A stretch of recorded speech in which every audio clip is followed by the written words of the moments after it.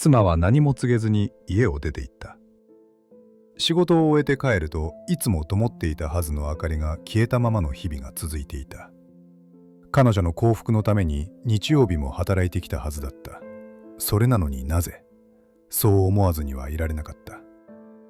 彼女は仕事に追われ家庭を顧みなかった父親を嫌っていた。大手保険会社の役員で地方支店の立ち上げに奔走し、家族との距離を埋めなかった父親を。私はその父親をライバルのように思い、いつか見返したいとさえ考えていた。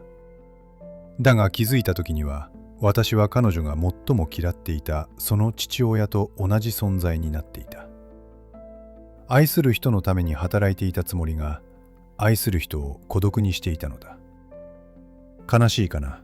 人は憎んでいたものに知らず知らずのうちになってしまう。